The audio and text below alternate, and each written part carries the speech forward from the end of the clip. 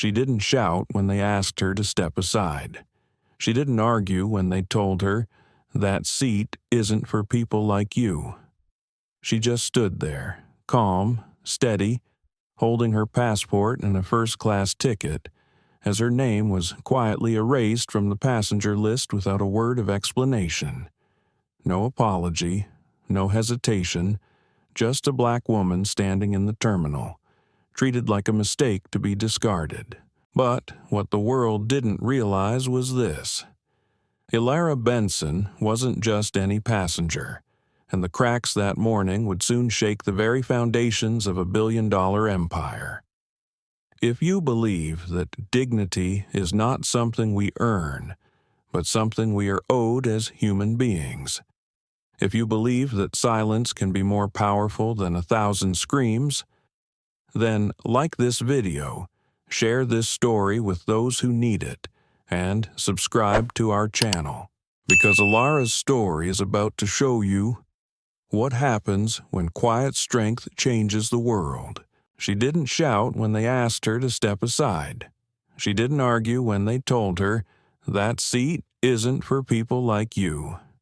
She just stood quietly, holding her passport, with a flight ticket clearly showing seat 1A, as her name was wiped off the passenger list in an instant. No explanation, no warning, just a black woman standing calmly in the middle of the terminal, treated like a system error that couldn't be processed and, therefore, was discarded. As others silently walked past, pretending not to see, a quiet decision was silently making cracks inside a billion-dollar empire. Do you want to know what she did next? You will. But first, ask yourself, why was everyone so sure she didn't belong there? What did they see, or refuse to see, that made them feel so safe humiliating her in front of everyone? This isn't just a story about racism. It's a story about arrogance, about a machine so confident that it was ruthless, never asking the most terrifying question. What would happen if she wasn't just an ordinary passenger? Under the pale fluorescent lights of Terminal V at 5 a.m., the smell of floor cleaner mixed with the scent of burnt coffee, clinging to the air like static electricity. Elara Benson walked into the terminal with her usual calm, though no one noticed. She walked slowly, surely, with a worn-out fabric bag over her shoulder, shoes tightly laced, and a soft coat that had withstood many harsh winters. Her boarding pass, printed and folded in 3, lay snugly in her passport she hadn't used in almost 10 years. Ahead of her was the priority check-in counter for premium members. Her ticket, thanks to points accumulated from hundreds of flights she'd taken while working for others, had automatically upgraded her. She knew this well. She'd read it twice carefully. But she also knew what others would only see. Behind the counter, a young white girl, no older than 25, with glossy lips and meticulously shaped eyebrows. Her name tag read Madison. Madison didn't smile as Elara approached. She didn't greet her. Her gaze only skimmed over Elara's face before dropping to the worn-out navy bag with a small tear on the zipper. Without bothering to grab the scanner, Madison tilted her head and said in a nonchalant tone, "The economy check-in is over there." Elara blinked once. "I'm on a priority ticket," she said, her voice not defensive, just gentle and warm, a tone she'd learned to make others feel safe. Madison didn't bother glancing at the ticket. Her eyes had already judged based on appearance. "This is for members," she repeated. "You should go to the common area." Elara didn't move. "I have a ticket." She opened the ticket, revealing the gold star beneath the flight number, clearly marking Gate 36B, Seat 2D, upgraded from the frequent flyer program. Madison exhaled, clearly irritated that the situation had dragged on longer than she'd expected. Finally, she reluctantly scanned the ticket with a practiced move. The screen read valid, but her tone didn't change. "Please step aside. Someone will assist you." There was no one else waiting. Elara quietly stepped aside, maintaining her calm stance, even as her heartbeat began to race. She had worked too long, endured too much to let these small humiliations take root in her heart. She took a deep breath, counted to 3, and thought about the letter from the law office in Lisbon, sealed with wax with the words "asset management" in Portuguese. She wasn't flying home for a vacation. She was flying to reclaim a future she once thought she would never have. Behind her, a man approached the counter. He was wearing sportswear, wireless headphones in his ears, a duffel bag slung over his shoulder. He smiled casually, raised his phone. Madison immediately brightened. "Welcome back, Mr. Dalton. Preparing for the marathon again?" She scanned his code without asking any further questions. "Would you like help with your bag?" Elara witnessed the entire scene in just a few seconds. No ticket check, no explanation, no rerouting to the economy section. The difference wasn't loud, but it was clear. Elara's departure time was still over an hour away, but the atmosphere had already been set. She left the counter and found an empty seat by the vending machines. As soon as she sat down, a security officer walked past. He didn't stop, just glanced at her longer than necessary. Elara remained unshaken. She opened her small notebook, still the one she had used to jot down wages when she worked as a caregiver in Tangier. The pages connected, neatly written in green ink, names, dates, exchange rates, the history of silent sacrifices. 15 minutes passed, and no one came to assist her. When she returned to the counter, Madison had changed shifts. Instead, there was an older, bearded man with a friendly smile. "Good morning, ma'am. Are you checking in?" he asked. She handed him her ticket. He scanned it, nodded immediately. "Valid ticket, Miss Benson. Seat 2D. Comfortable seat. No issue. Have a pleasant flight." "The flight?" the older employee added with a sincere smile. Elara nodded, then turned toward the escalator, but the unease still clung to her. She knew this morning wouldn't just be a simple flight journey, but crossing through layers of unseen judgments, rigid protocols, systems never designed for people like her. But it didn't matter. Silence had long since become a weapon she knew how to use. She stepped onto the escalator. As she rose, her reflection blurred on the glass surface. A calm face, a composed figure, and beneath that, the weight of a story no one bothered to read. Elara quietly crossed the terminal. The announcement for the flight boarding mixed with the sound of rolling suitcases, voices speaking in various languages. The path to the departure gate took her past a row of high-end, duty-free shops, showcasing expensive perfumes in glass bottles like works of art, sparkling watches in velvet boxes, and chocolate boxes wrapped in gold paper. Elara hadn't planned to stop, but a small cosmetics counter outside a modern store caught her attention. It was the brand her granddaughter had mentioned in a video call, a brand she couldn't afford at the time but had promised to try one day. With some time to spare, Elara walked in, her eyes slowly scanning the shelves. She didn't touch anything, only letting her fingers hover in the air, her gaze brushing over the gleaming bottles. She walked slowly, politely, stepping aside for other customers to pass, giving a small nod to 2 sales staff standing by the counter. No one responded. One of them, an elegantly bob-haired woman with a name tag that read Harper, stared at her intently for longer than usual. Elara gave a small, soothing smile, the kind of smile that eases awkwardness. No response. She walked closer to a sample perfume bottle, gently picking it up and spraying once into the air. The citrusy fragrance briefly filled the space with a hint of woody undertones. She closed her eyes for a moment, enjoying the scent, until a sharp voice cut through. "Excuse me, ma'am. Sample products are not to be tested freely." The voice wasn't loud, but it cut through the air sharply. Harper had stepped up in an instant, standing rigidly, her arms crossed, her gaze not on the perfume bottle, but directly at Elara. "We ask that staff assist with product trials," she added, her lips curling with disdain. Elara blinked. "I was just smelling the scent," she responded softly. She returned the bottle to its original spot, adjusting the label neatly. Harper didn't move, her voice icy.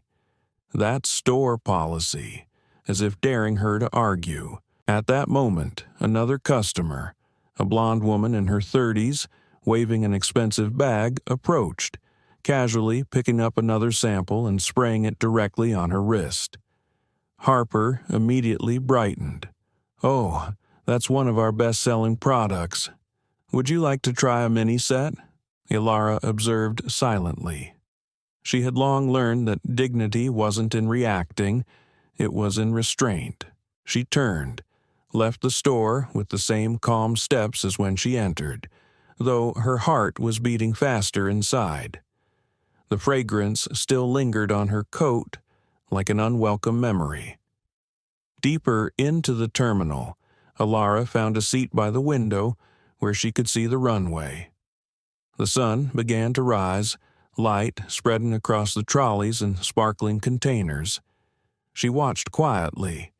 A mother was comforting her crying child.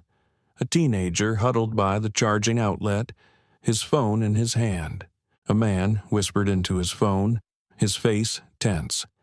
A typical morning for typical people. But even here, in this waiting space, the feeling of being judged didn't fade. A man in a tight polo shirt sat 2 rows away, his eyes repeatedly sneaking glances at Elara. It wasn't a curious glance. It was a measured one. Elara pulled her bag closer to herself, unsure whether he saw her as a threat or simply thought that she didn't belong here. Their eyes met for a moment. He immediately turned away, adjusting the strap of his laptop bag as if to silently assert, "I'm in a different class." A cleaning trolley passed by. The young worker, a Latina girl, no older than 25, smiled at Elara. Elara nodded in return, a small warmth rising inside her. That quiet understanding between people who both knew what it was like to exist in the invisible and obvious spaces at the same time. A brief moment passed. A few minutes later, the boarding call for another flight came over the loudspeaker. The man in the polo shirt, the one who had been watching her, stood up and made his way to the check-in counter, then turned back as if hesitating. He walked toward Elara, stopped, and without introducing himself asked, "Are you sure this is the correct gate?" His voice was light, pretending to be friendly, but the underlying implication was clear. Elara raised her eyes calmly. "Yes, I'm sure." Her voice wasn't angry, just firm. The man forced a tight smile, more of a habit than an apology, and quickly walked away. He didn't look back. Elara's flight was still early. She stood up and walked a little to stretch her legs. Passing by a small convenience store, she decided to buy a bottle of water. The young cashier didn't even look up as he scanned the product. But when she handed over a brand-new $100 bill, the smallest bill she had after exchanging her euros, he hesitated. "Do you have a smaller bill?" he asked. "No, this is all I have," Elara replied, her voice calm. "No," Elara replied nonchalantly. "Sorry." The cashier held the 100 bill up to the light, then turned to a colleague. "Can you check this for me? Not sure if it's real." Elara remained silent. She didn't argue, didn't explain. Just half an hour ago, she had exchanged this very money at the international currency exchange counter. She didn't need to show any documents, just patiently waited. The second cashier walked over, nodded after checking, and immediately handed her the change. Elara took the change and the bottle, holding it firmly in her hand, then walked away with a calm demeanor. But inside, a quiet storm began to rise. She hadn't done anything wrong. She hadn't broken any rules. She hadn't stepped out of line. Yet, at every intersection, she wasn't just being doubted. She was met with something colder, a suspicion disguised as politeness, a layer of tension disguised as caution, as if behind her there was always an invisible sign hanging, "She doesn't belong here. Be cautious, be suspicious." And the scariest part was, none of them thought they were doing anything wrong. The pressure in Elara's chest hadn't eased since she tried to help an elderly man pick up a fallen bag, only to receive an accusatory glance in return. Now, she sat still, the seatbelt tightening around her waist, her back stiff, not leaning into the chair. She kept her gaze straight ahead, not because of the safety sign, but because she knew that if she turned around, she would have to face the reality. With just one look, people had decided who she was. 15 minutes passed since the incident. No one apologized. No one corrected anything. The flight crew just passed by her, treating her existence as a minor inconvenience not worth their attention. When the plane stabilized, Elara tried to close her eyes and rest, but the stench of cigarette smoke clung heavily to the jacket of the man sitting next to her, making it hard to breathe. He, around his 50s, with sunburnt skin, a poorly shaved beard, had been coughing non-stop since takeoff. Elara tried to endure, focusing on the sound of the airplane's engine to forget the unpleasant smell. But after almost an hour, the suffocating sensation in her chest became unbearable. She gently turned, leaning toward the aisle, and pressed the call button. A small chime rang above her. 2 minutes later, a flight attendant approached, different from the others. She was tall, with tightly pulled back hair, her name tag reading Brielle. "Yes?" Brielle asked, her voice quick and cold. Elara kept her voice steady. "Excuse me, could I change seats? The jacket of the person sitting next to me reeks of cigarette smoke, and I have a respiratory allergy." Brielle's face remained unchanged. She forced a thin smile, a smile that signaled refusal before the words even came out. "I understand," she said, but her tone was entirely indifferent. "But promotional economy tickets don't allow seat changes unless there's a medical emergency." Elara paused for a beat. "This is a medical issue," she said softly. "I'm not requesting an upgrade. I just need to move to an empty seat if possible." Brielle shook her head, not even checking. "This flight is full." Then she added, "I can get you a wet wipe if you need one." Elara nodded, knowing that saying anything more would be useless. A few minutes later, Brielle returned, placing a packet of wet wipes on her tray table, then walked off immediately without a word. The seat next to her shifted slightly. The man with the cigarette smoke pulled his jacket closer to him, muttering just loud enough for Elara to hear, really making a big deal out of nothing. Elara didn't react. She didn't even look at him. She didn't expect sympathy because she had long learned. Demanding the right to be comfortable meant accepting to pay the price. Her stomach had been uncomfortable, and now it was twisting. The dull pain from before quickly spread like a bruise that formed silently. Elara rummaged through her bag, pulling out a small pill box, and quietly took 2 antacids. She needed warm water for the pills to dissolve quickly, But after her experience asking to switch seats, she knew the chances of receiving any kindness were almost zero. Still, she pressed the call button again. This time, it took almost 7 minutes for someone to come. A young male flight attendant, around 24-25 years old, hurried down the aisle, his eyes scanning her quickly as if checking something off a list. "What do you need?" he asked quickly. Elara tried to keep her voice polite, though she was exhausted. "I need a glass of warm water to take my stomach medicine." He glanced at her seat number, then bent down to check her boarding pass, still folded neatly on the table. "You're on an economy ticket, right?" he asked. She nodded. "Sorry," he said, his voice now turning mechanical. "We only serve warm water for business class. We can offer cold bottled water if you need." His tone was flat, as though he was reciting instructions. "Even though I need it for my medication?" Elara asked softly, not accusing, just confirming. "That's the policy," he replied, turning away without waiting for her response.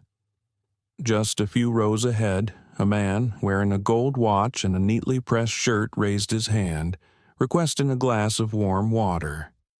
Less than 30 seconds later, a steaming cup of hot water was brought to him, accompanied by a thin slice of lemon. Elara watched the scene in silence. She sat still, her antacid dissolving slowly on her tongue, the bitter taste mixing with the powder. She took a sip of cold water from her own bottle, swallowing the discomfort. But the weight that remained in her chest had nothing to do with the stomach pain. It was tied to a brutal realization that had just come to light. It wasn't about the policy. It was about permission. Who was allowed to make a request without being doubted? Who was trusted when they said, "I'm not feeling well"? Who was assisted without the need for negotiation? Her body ached, not because of the altitude or pressure, but because of the invisible weight, the weight of having to shrink herself to avoid confrontation. Even kindness, when dispensed selectively, had become a weapon. The cabin lights dimmed as the flight transitioned into night mode. Elara reclined her seat slightly, her fingers gripping the armrest, not to find comfort, but to hold herself steady.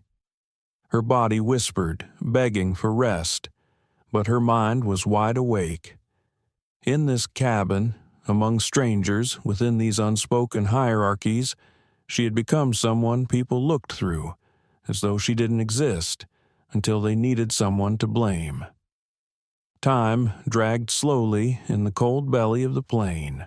Elara could feel each hour pressing down on her spine, like layers of sediment silently accumulating. The exhaustion didn't come from the long flight, but from the erosion of her dignity in every glance, every delay, every policy sighted like a blade. Her stomach began to settle after the pills, but the dull ache and the memory of being denied warm water still lingered, persistent. She scanned the cabin, not for entertainment, but to find patterns, and that pattern was all too clear. Comfort was distributed like a privilege, silent, selective, invisible. When the second round of snack service began, the sound of the cartwheels rolling from the kitchen area echoed through the cabin. Elara looked up. Last time, her row had been skipped.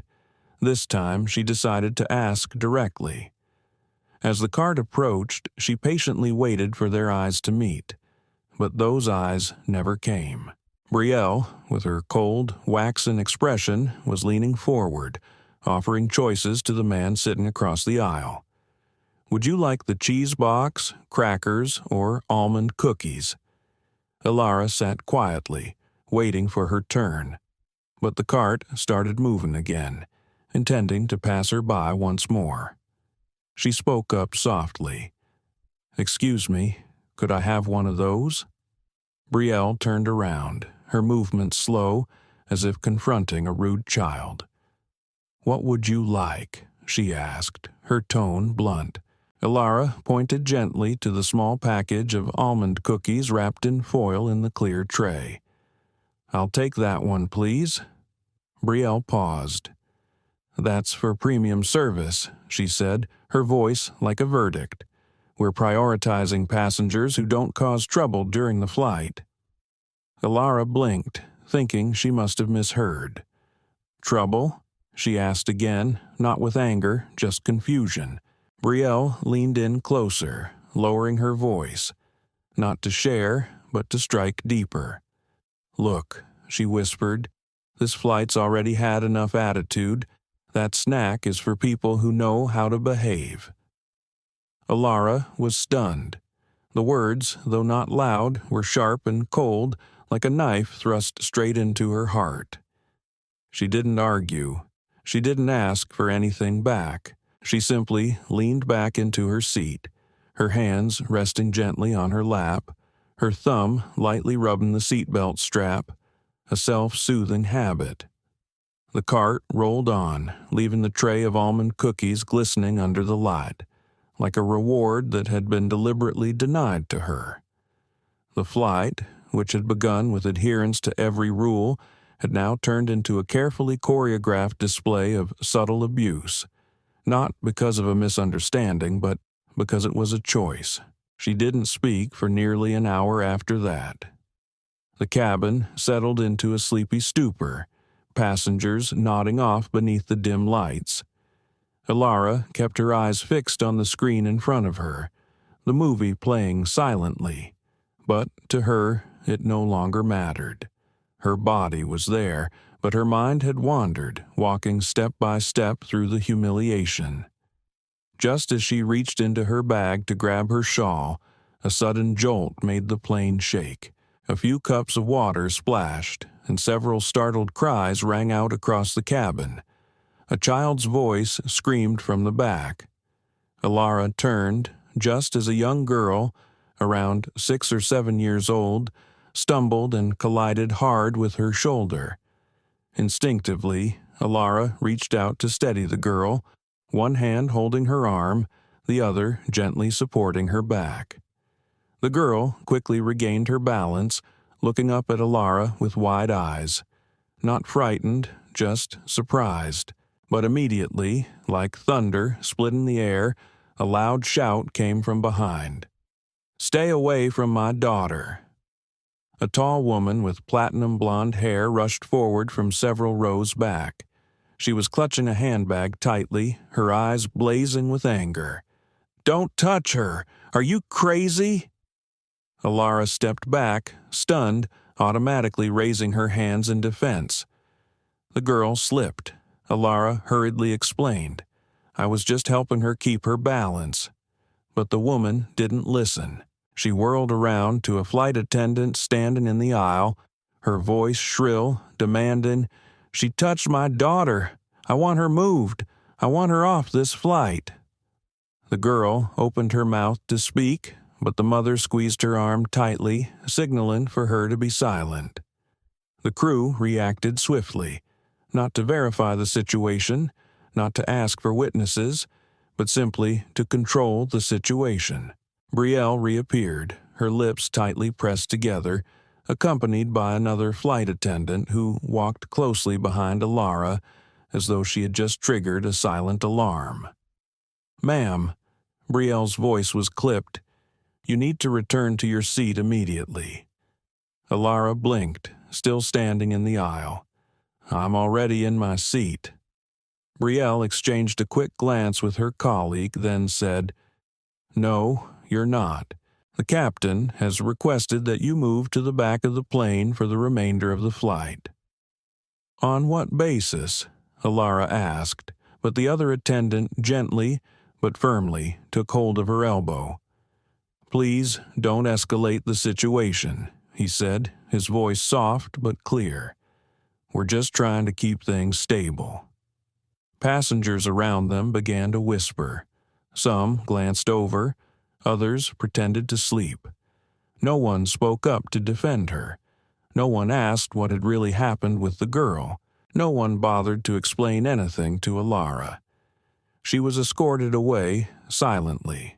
Row after row passed, furtive glances following her every step, people pretending not to see her, until they placed her in an empty seat near the bathroom area, where the roar of the engines never ceased, and the air was thick with the smell of cleaning chemicals. Elara sat upright, not saying a word. Her hands were clenched tightly. Her jaw was locked, as though it could shatter at any moment. The engines continued to hum relentlessly at the back of the plane. Elara had long been used to drowning herself in silence. She sat there, hands neatly placed on her thighs, her coat folded tightly across her knees like armor. The overhead lights flickered intermittently, cold and unsteady. Passengers passed by, some glancing at her cautiously, some pretending she didn't exist. She had become a forgotten piece of furniture in the aisle, only noticed when someone needed to avoid her. Her stomach was tense now, not from the pain but from the gnawing feeling. She had been quietly pushed out of life. No apologies, no explanations. Simply, move her. The flight crew didn't return. The woman who had accused her didn't look back. Only the furtive, regretful glances from the little girl, who seemed to want to say something but couldn't. When the plane finally began to land, the wheels squealed lightly on the runway, and the whole cabin seemed to exhale. Passengers began unbuckling their seat belts, reaching for their coats. Elara still sat still, waiting until the passengers crowded around, collecting their belongings from the overhead compartments. A man with a backpack roughly pulled his bag from the compartment, accidentally bumping her shoulder without so much as an apology. Finally, her feet touched the ground. 20 minutes later, Elara trudged through the jet bridge and into a different terminal, the fluorescent lights buzzing overhead. She let the crowd pass ahead of her, walking slowly toward the customs area. The crowd thinned. At the final checkpoint, a customs officer in a stiff uniform motioned for her to step forward. Customs declaration? Elara handed over her documents. Purpose of your trip? The officer's voice was monotonous. To collect an inheritance, Elara replied quietly. The officer frowned, as though unable to believe what he had just heard. Are you transporting any valuables or assets? She nodded. In my luggage, it's sealed. He typed a few keys into the computer, glancing at her passport, then pointed to the left. Secondary inspection, booth 3. Elara didn't furrow her brow. She didn't ask. She simply walked silently toward the door. Behind it, a young security guard was waiting. His face was impatient, his hands covered in gray-brown rubber gloves. Put your luggage on the table, he instructed. Elara complied. Without gentleness, he ripped open her bag, rummaging through it. An old folder, a change of clothes, a notebook, and, beneath everything, a yellow envelope sealed with red string. He stopped, picked up the envelope. What's this? Legal documents from my lawyer in Lisbon, Elara replied. Inheritance paperwork. His gaze shifted, clearly skeptical. ID? Elara nodded and pulled out a small folder from her coat with notarized papers and certified translations. He flipped through each page. When he came to the cover of the envelope, he froze. The blue ink printed the Lion Crest International logo with the confirmation, transfer of inheritance assets. Beneficiary, Elara Benson. The signature of confirmation, 2 prominent seals, was stamped. The officer blinked, his tone shifting noticeably. Do you have the power of attorney to go with this? Elara nodded, pointing to the next page in the folder. He flipped through it, read quickly, and nodded. his expression more confused than authoritative. "Wait a moment," he stammered, then quickly exited the room, leaving the envelope slightly open beneath the transparent glass. Several other officers glanced over, their eyes full of curiosity, but no one asked, no one spoke. A middle-aged female officer, wearing a gold badge, whispered into her radio and quickly left the room. Less than 2 minutes later, the door opened. A man in a gray suit entered. He didn't carry a suitcase, only a leather portfolio. The sound of his polished shoes tapping lightly on the tile floor seemed to signal a change. He froze when his eyes met Elara's. His face shifted from its official coldness to awkward embarrassment. "Miss Benson," he said quickly, in a low but urgent tone, "I sincerely apologize. I didn't realize you were on this flight." Elara looked at him calmly, waiting for him to continue. "Allow me to introduce myself," he said, taking a step forward. "I'm Darian Cross, the Regional Investment Portfolio Representative for Lioncrest International. I was assigned to meet you along with the legal team as soon as you arrived." He turned to the customs officer, his voice firm. "She's on our priority level 1 list. All documents in this envelope have been securely stored at the safe center and marked exempt from secondary inspection.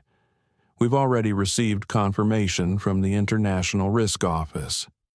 The customs officer nodded stiffly and stepped back. Darian turned back to Elara, his voice softer now. "Everything for the transfer and verification has already been arranged. Your lawyer is waiting for you in the downstairs lobby. The Geneva office will send the official confirmation before you reach your hotel." Elara gave a slight nod, showing no emotion. She slowly slid the envelope back into her bag, zipping it carefully. Darian hesitated for a moment, then added in a low voice, "And I owe you an apology." He paused, almost swallowing his words. "I saw you earlier in the arrivals area, but I didn't recognize you. I mistakenly thought you were someone else, someone less important." He didn't say it, but the implication was clear as day. Elara didn't respond. She didn't forgive, nor did she correct him. She simply walked away from the desk, adjusting the strap of her bag over her shoulder, the bag now carrying a weight that everyone in the room had silently acknowledged. Darian followed behind her, keeping a respectful distance, someone who knew he had almost made a significant mistake. The exclusive hallway slid open with a soft hiss. A long, quiet corridor stretched before them. From a distance, Elara could faintly hear a customs officer whispering into her radio. "Report to floor coordinator. ID Benson verified.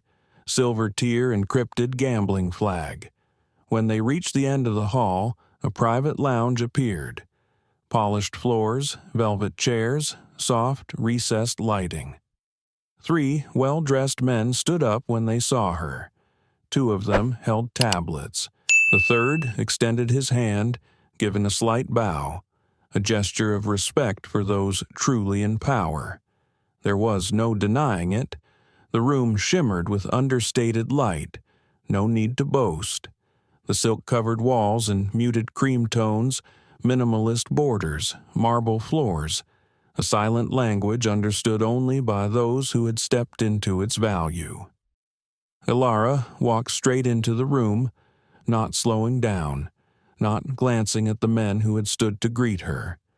Her footsteps were quiet, but the sound they made now echoed differently, not from high heels or the hollow of stone floors, but because of the silent reverence from those who finally understood they had misjudged who she was.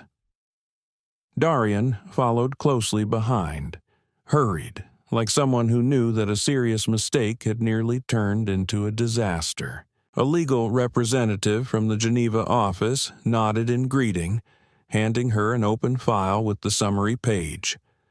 The transfer process will be completed by 8 a.m. local time. We've initiated the transfer of assets, securities. Everything is in progress. We're just waiting for your signature." Elara didn't sit right away. She skimmed the summary, pen in hand. But her mind had already moved far beyond the numbers, the assets, the contracts. For her, this was no longer just about reclaiming what was hers. It was about taking back the value that had been denied in every little moment since she stepped into the airport. Behind her, the footsteps of a man echoed, quick and urgent. "Excuse me, wait." Elara turned slowly. A young man, around his early 30s, appeared from the edge of the frosted glass panel. He looked at her, stunned, as if unable to believe his own eyes. "Ms. Benson?" he asked, his voice trembling. She nodded quietly, calm as ever. The man stepped forward, his eyes now red. "You won't remember me," he hastily said, "but you cared for my father at Lionheart Clinic 3 years ago." The name Pierre Lambert stirred something in Elara's memory, faint but still present. He just had surgery. They said he would never recover. Then you came. He chuckled, his voice thick with emotion. "No one believed it, but you did it. You played jazz for him. You taught him how to play dominoes. I watched you bring him back to life, hour by hour." He paused, his voice catching. "You never asked for thanks, never bragged. You just quietly showed up and saved his life." Elara gave a small nod, moved but maintaining her composure. No one else in the airport paid attention. It was just this man, who had suddenly appeared before her, his eyes now glowing with a mixture of anger and restrained grief. "I saw everything they did to you today," he said, his voice shaking slightly, "from the check-in counter to the gate. No one stepped in to stop it." His eyes didn't look at her, but straight at the well-dressed men standing behind her, those who now couldn't hide their discomfort. "No one has the right to make you feel inferior, especially in a place like this." The whole room seemed to hold its breath, no one daring to move. The man gave a slight bow to Elara, a bow full of respect, then silently left without saying another word. The glass door clicked shut behind him, sealing the heavy silence once more. Soon after, a soft knock came at the door to the waiting room. A female staff member in a navy blue uniform entered, clearing her throat. "Ma'am, the captain would like to meet with you." Elara raised an eyebrow, tilting her head in curiosity. "Now?" she asked. The staff member nodded firmly. "Yes, he's very eager." A moment later, the man entered. He was tall, with broad shoulders, his graying hair neatly combed, his uniform with gold epaulets reflecting his rank. The name tag on his chest read Captain Reed Whitmore. His gaze, seasoned by many storms, was calm but full of understanding. He stopped a respectful distance from her. "Ms. Benson," he spoke with a deep, steady voice. "I'm not here on behalf of the airline. I'm here because I've reviewed the entire report on the incident, and I recognize your name."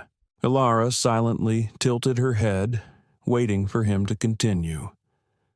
"My mother used to volunteer at Valmont Haven, a small health center on the outskirts," he said softly. "She always told me, during the hardest time of her life, the only person who helped keep her spirits up was a night shift nurse, the one who hummed Nina Simone's tunes down the halls." He smiled slightly, a sad smile. "That was you, wasn't it?" Elara didn't need to answer. Her silence confirmed it all. "I'm sorry," Captain Whitmore said, his smile fading, "for what happened on that flight, for the silent complicity, for the training protocols that miss the most important thing, humanity. My crew owes you something we can't fully make up for." He exhaled, looking directly at her. "But I can start with a small gesture." Elara raised an eyebrow. "A gesture?" "There's a priority seat available on Flight 219, he said, his tone resolute. "The first row. No switch, no conditions. I personally guarantee it." The silence stretched between them. Then Elara slowly shook her head. "You don't owe me a seat," she said slowly. "You owe me accountability." Captain Whitmore nodded, his gaze unwavering. "Then let's consider this the first step." He gestured gently toward the hallway leading to the gate. Elara glanced down at the file in her hands one last time. She folded it and handed it to Darian. "Send this to the hotel." Then she slung her bag back over her shoulder, the old leather bag with the torn zipper, and followed Captain Whitmore out of the room. Outside, the air smelled like cold metal after a heavy storm. The passengers had already lined up, preparing to board Flight 219, unaware that behind these doors the old order had just been upended. Whispers began to spread.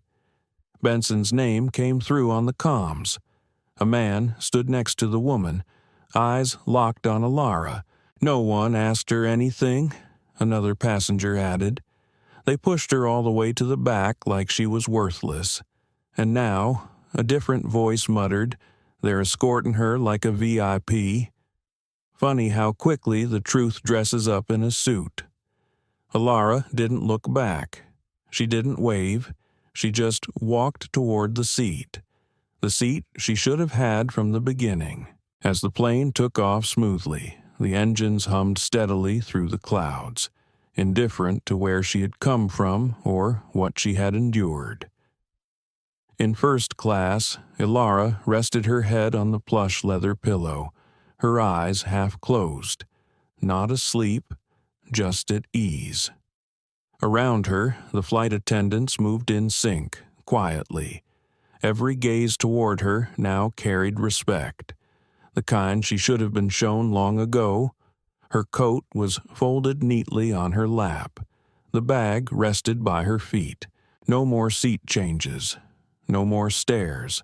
No more cold, indifferent excuses. The silence in the cabin was no longer empty. It was the quiet of freedom being quietly restored. In the airport's basement, in a steel-filled office with no windows, a printer buzzed to life. The first termination notice was printed out, the bold, clear heading reading, "Immediate suspension, pending internal investigation, violation of conduct rule, Section 7C, discrimination based on appearance, attire, or race. Clause 7C, discrimination based on appearance, attire, or race." The first notice was sent to Colin Drexler, the ticket agent who had deliberately interrupted Elara's boarding process. As the email appeared on his tablet, he was busy showing a new employee the ropes. Colin clicked open the notification, reading each line, his face paling. It wasn't a surprise. Deep down, he had feared that the security cameras might have caught everything. Attached was the video clip. Blurry footage, but enough evidence, showing Colin deliberately signaling for Elara to be directed to the economy section, ignoring her premium ticket and sneering with a colleague immediately afterward. 15 minutes later, another email arrived in Brielle Larson's inbox, the flight attendant who had refused to serve Elara warm water and crackers. She was standing in the staff hallway, sipping a smoothie while scrolling on her phone. Her phone buzzed. She frowned and opened the notification, initially annoyed. But as she read, her expression shifted from confusion to panic. Immediate suspension pending investigation for violation of Section 12A. Harassment of a passenger and deliberate denial of medical request. Also attached was a report from the galley, showing she had intentionally ignored the passenger's request. There was also a voluntary statement from a passenger seated in 5C. The smoothie slipped from her hands, shattering on the cold tile floor. She didn't bother to pick it up. It wasn't over. Ethan Cole, the transfer flight attendant, who had mocked Elara's request for a vegetarian meal, also received a notice of his own. The message was short, even colder. The cabin audio system has been reviewed. Every sarcastic remark, the attitude of disdain, has been fully documented. Ethan's employee ID was revoked just before he stepped into the staff elevator. In the airport's control room, a tall man, his hair touched with gray, clutching a clipboard, quickly walked toward the surveillance office. "The main office just sent the directive," he said. "Gates 19 through 43. All video footage related to Flight 1342 and 219 must be segregated for HR. No footage should be missed, both video and audio." The supervisor, a woman named Lena Holt, nodded slowly. The weight of that order was heavier than the ceiling pressing down on them. She turned to the technician, giving clear instructions. "Extract all of it. Cross-reference with TSA timestamps. Tag everything under the Benson case and send it directly to the legal department." "Does that include internal conversations?" the technician asked. Lena didn't hesitate, especially the internal conversations. On the airport servers, the audio clips began uploading to secure storage. Fragments of conversation were cut short. Snide remarks about a troublesome passenger, biased jokes about her appearance and luggage. One audio clip stood out, a voice from the ground crew laughing. "She probably thinks that torn bag makes her look rich." Laughter echoed behind it. Now, everything had become evidence. By the end of the day, an official statement was drafted, not yet released to the public but sent internally to all management levels. Haven Air does not tolerate discrimination in any form. We are conducting an independent investigation in coordination with compliance boards and external legal authorities. All employees involved in discriminatory actions toward the passenger will be held accountable to both internal policies and international aviation law. The message was short, but it was delivered like a surgical strike. In the Human Resources Office, the compliance officer read through each of the disciplinary files, tapping her pen rhythmically against the table. The list of names grew longer than anyone had originally expected. This wasn't just a mistake at one gate, on one flight, or involving just a few people. It was a sickness that had infected the whole system, and Elara Benson had made it visible, simply by refusing to disappear. In the first-class cabin, Elara sipped a glass of water that was brought to her without a word. She silently looked out the window. She didn't need to speak. She didn't need to post a video. She didn't need a press conference. She just needed to stand still long enough to let the system reflect on itself and trip over its own hypocrisy. The final hours of the flight passed like a long, quiet breath. The airplane glided through the clouds, steady and indifferent, as if the very atmosphere itself had begun to learn how to breathe differently around her. Elara sat there, her hands resting lightly on the folded file in her lap. Her eyes were fixed on the horizon, where the first blush of dawn kissed the curve of the earth.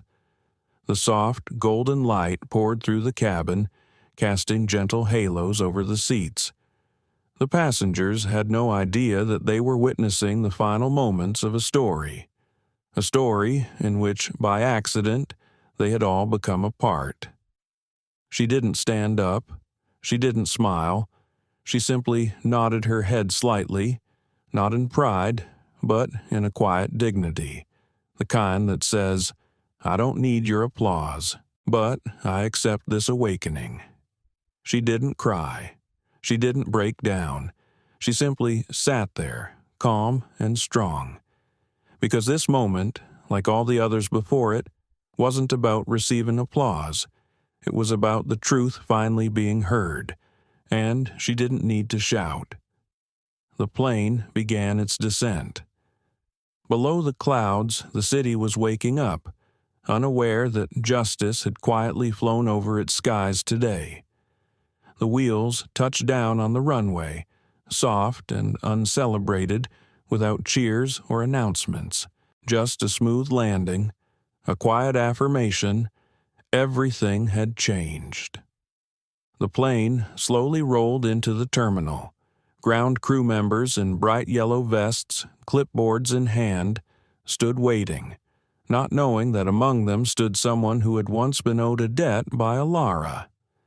As the jet bridge attached to the aircraft door, passengers began shifting, grabbing their luggage, the clattering of bags echoing. This time, no one rushed past Elara. No one bumped her shoulder. No one hurried to claim the aisle. They waited, not because she demanded it, but because they had changed. Elara stood slowly, tightening the strap of her coat, standing tall, and stepping off the plane. At the gate, the staff had lined up as usual, bowing their heads to greet passengers. But just beside them, a man stood silently, no longer in line, saying nothing. He simply stood with his hands clasped in front of his chest, straight-backed, as though waiting for something sacred. Elara stopped when she recognized his face. "Louis?" she said, her voice soft. The man smiled, his eyes warm despite the silver threads in his beard. "You still remember me?" he asked. She nodded slightly. Years ago, he had been a part-time janitor at the Lisbon Mercy Clinic, struggling with night shifts to send money back to care for his sick mother. She had lent him the money for his mother's surgery in Puerto Rico. No contract, no promises. Just the belief that kindness would come back. Today, he walked toward her, reaching out his hand, but then hesitated, bowing his head to her like one would to a guiding star. "Back then," he said, his voice trembling, "you cleaned every meal tray with your own gloves.